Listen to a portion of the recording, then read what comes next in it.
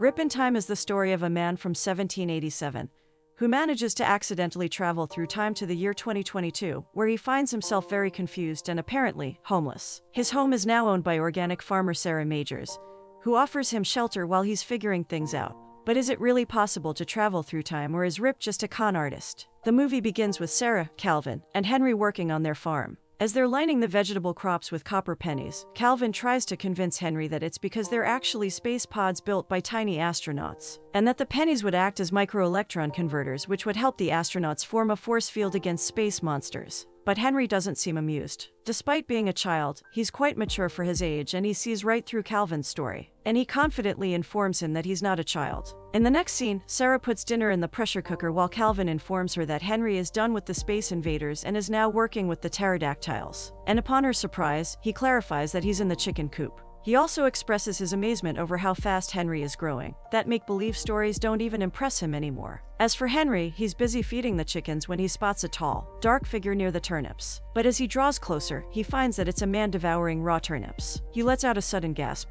However, upon Henry's inquiry, the shabby-looking man confirms that he's not a robber and is in fact unarmed. He even claims that he's a man of honor. But Henry is still dumbfounded and proceeds to call his mother. Sarah rushes out to Henry, who informs her that there's an intruder in the barn. He also asserts that though the man looks homeless, he is non-threatening. Sarah, though, is appalled simply at the idea of Henry even conversing with the strange man in the barn. She also calls out to her dad as she heads inside the barn, gun in hand. She immediately threatens the man with the gun. The man tries to plead, but he is even more taken aback when she turns on the lights. Flabbergasted, he asks her if she's a witch, and Henry pipes in to inform him that she was, in fact, a witch for Halloween. The man apologizes profusely and begs Sarah not to shoot him. He asserts that he hit his head and is rather confused about what's happening himself. He then inquires if he can speak to her husband, but she refuses, and Henry quickly informs him that he's dead. The man apologizes again and explains that he understands that Sarah is a spinster forced to wear pants like a man to protect her family. However, Sarah is definitely offended and threatens him not to come any closer. She also urges Henry to go in and bring Calvin.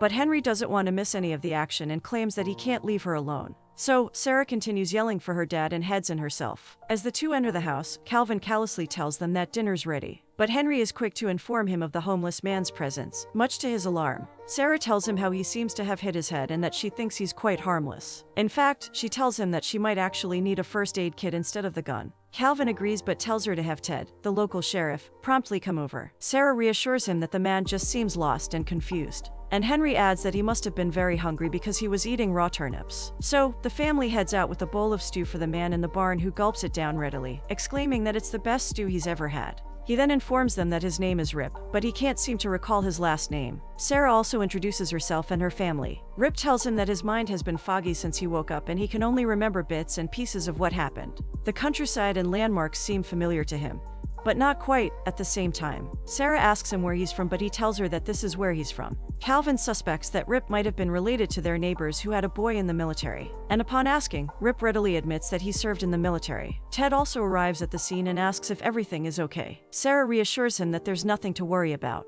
But Henry pipes in and claims that a robber is living in their barn. At this, Sarah sternly tells him to go back inside the house. Then Sarah explains that it just seems to be their neighbor's veteran son. She also adds that she suspects he has PTSD, but that he's quite harmless. Rip comes out of the barn as well and informs Ted that he's not dangerous. He asks him if he's from the local constabulary, and Ted responds that he's from the sheriff's office. Sarah tells him that Ted might be able to help him figure out his situation. However, Rip is genuinely surprised by Ted's car and asks him why it doesn't have any horses. But Ted mockingly responds that he has tiny horses under the hood. Eventually, Rip gets in the back of the car and Sarah wishes him good luck. Ted snickers at the name Rip and Calvin comments that he seems jealous. Sarah, though, clears the air and claims that there's obviously nothing to be jealous about since they literally just found him in the barn. She also explains how he might have hit his head, which is why he doesn't seem to remember anything. It's obvious that Ted likes Sarah, so he reassures her that he'll get Rip's fingerprints to help him remember who he is. He then proceeds to tell her about a new restaurant in the area and how he'd like to take her there. But Calvin interrupts to coldly remind him that he has a man with a possible concussion that he should deal with before planning dates. And Ted finally drives off, telling Sarah that he'll call her later. At the hospital, Rip is startled by all the sounds, but Ted tries to pacify him and tells him that it's just a hospital. However, the doctor soon informs them that there are no signs of a concussion or head trauma, and Rip seems just fine, apart from the fact that he's obviously very confused. Ted also admits that his fingerprints don't match anyone in their database. Nevertheless, the doctor tells him that Rip needs to stay in the hospital for observation overnight. The next morning, as Sarah is tending to the farm, Rip pops in again. Sarah is somewhat startled by his sudden appearance, but he insists that he wants to work off the meal that they provided him. Henry tries to dump his own chores onto him, but Sarah disapproves. She asks Rip if he's better now, and Rip responds with how things are quite magical, and he actually feels like this might be heaven. At this, Sarah chuckles and informs him that her dad would probably not be here if it was heaven. Calvin then takes Rip to milk the cows, and it appears that he doesn't know anything about a milking machine either. Sarah proceeds to prepare breakfast for everyone, including Rip, who is astonished to discover the concept of veganism. Still, he points out that the apple trees need trenching and pruning, to which Sarah responds that it's more work than they can handle, which is why they haven't gotten around to it yet. Their farmhand left and they don't have a replacement. And Rip volunteers to help instead, but Ted shows up before Sarah has a chance to answer. Ted informs Sarah that they ran Rip's mugshots and fingerprints through their database, and nothing came up, not even in the military archive. Hence, they have no idea about who Rip actually is, and thus, he thinks that he can't be trusted. However, Sarah reassures him that Rip is just a veteran with some form of trauma, so he shouldn't be sent to jail. Ted tells her that he won't really go to jail unless she wants to register a trespassing complaint, which she blatantly refuses. She agrees, though, that he might need help at a psych hospital, but that he can stay at the farmhand house for a few more days until everything's sorted. She points out that her family would be very worried about him, but Ted disagrees. He doesn't think that Rip should stay for long, especially considering his situation. However, Sarah shuts him down, telling him that he wouldn't want Rip to be institutionalized if he was his family. Ted admits defeat and tells Sarah that she's too nice and that she should stay cautious and lock her door. Also, that she should call immediately even at the slightest hitch of trouble. And before he leaves, he prompts an answer for the restaurant date again, and this time Sarah awkwardly agrees. Sarah and Calvin try to find something about Rip on the internet.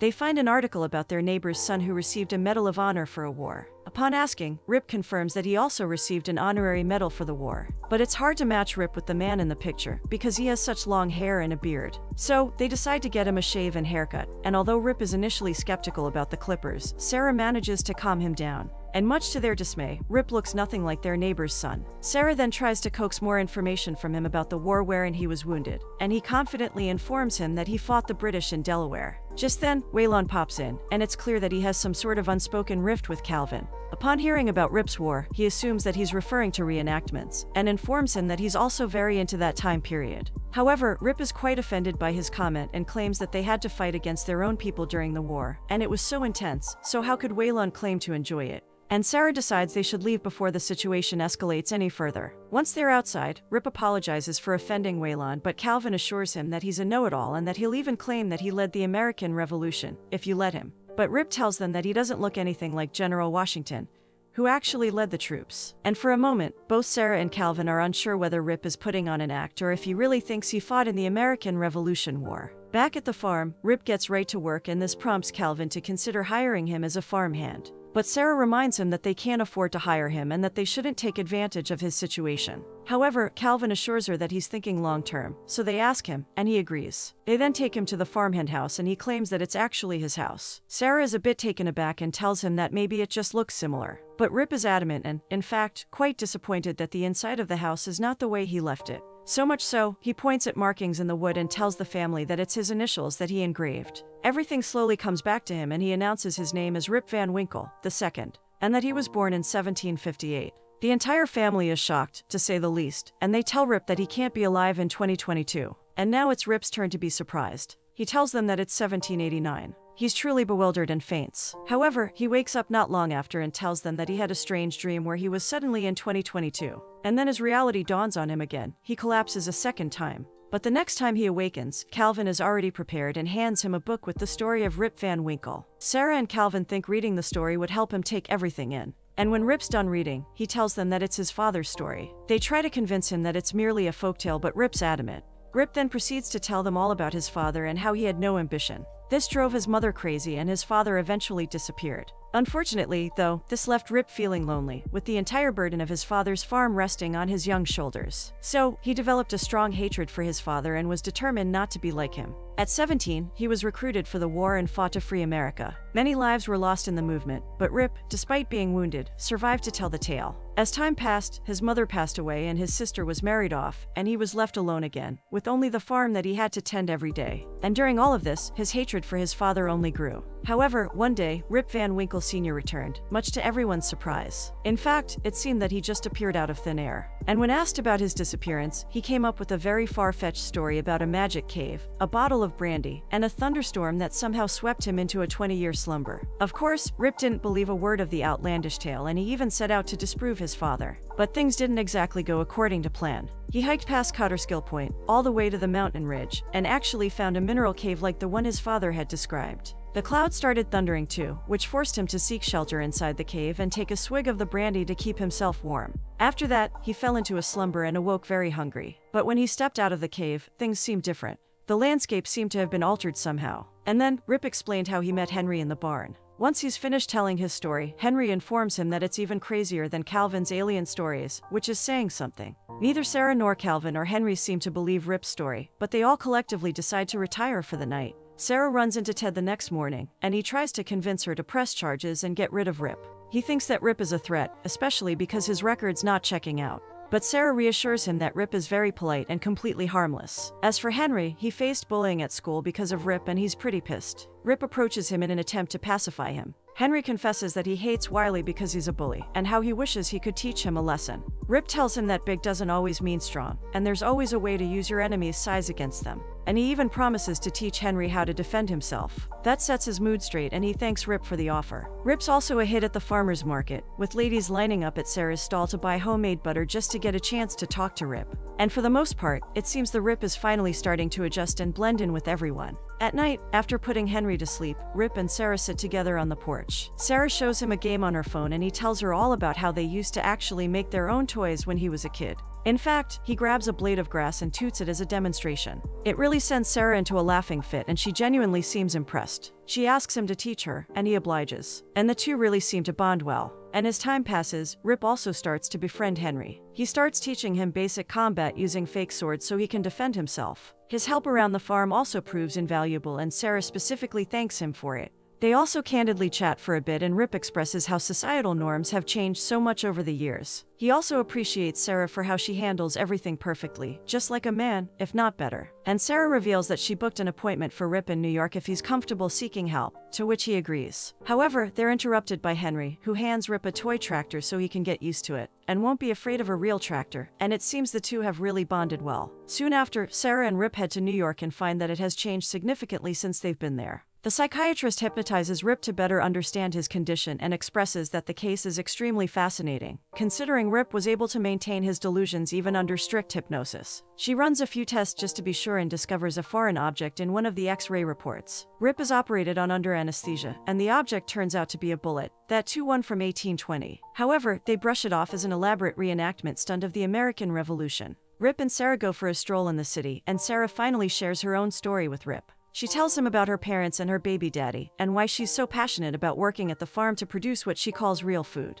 And Rip expresses how he's proud that the war he fought to liberate America actually bore fruit. He realizes that their sacrifices were not in vain because America has become so marvelous. The next day, the doctor claims that there's no probable explanation for Rip's condition, which leads her to believe that his story about traveling through time might actually be true. In fact, she redirects them toward a quantum theory expert, Dr. Silver, who has a better explanation to offer. Dr. Silver informs them that they were able to formulate an equation that theoretically proves Rip's story. He explains that there exists some sort of connection between elemental particles across time, and that an energetic wormhole due to the lightning bolt in the mineral cave could have resulted in a time fold that brought Rip all the way to the future. He also believes that it's theoretically possible to reverse the event.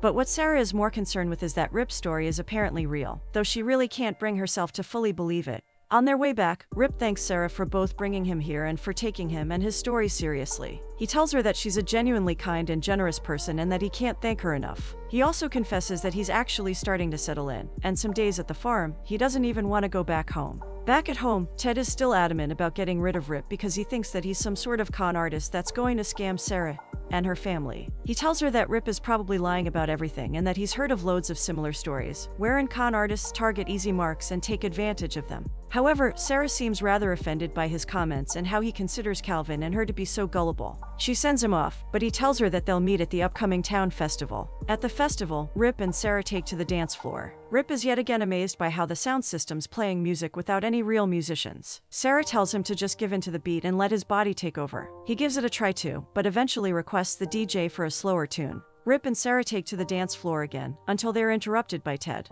Ted takes Sarah by the hand and guides her to the dance floor, but her eyes never leave Rip, and she smiles to herself, just replaying their little moment in her head. In the meantime, Rip heads over to Calvin's defense, wherein he's being bullied by Waylon. Waylon claims to be selling ancient tools, but it appears that he's got it all wrong. He doesn't know a thing about what is what, and Rip points it out. He exposes Waylon in front of everyone, who then pretends to be occupied with a phone call, leaving Calvin feeling smug. Calvin can't stop talking about Waylon's face even when they're back home, but he heads to bed anyways. As for Sarah, she pulls Rip aside for a little privacy, and the two of them share an intimate moment on the porch. However, a very jealous Ted looks over at them from the shadows. As soon as Rip heads into the farmhand house, Ted follows suit and threatens him. He manipulates him into thinking that he's ruining things for Sarah, Henry, and Calvin by making a joke out of their reputation. He confesses that he loves Sarah and that Rip doesn't really have anything to offer any of them. Rip tries to reason with him at first, but eventually, his words start getting to him. Ted ends by harshly telling Rip that he doesn't belong here and that he should go back to where he came from.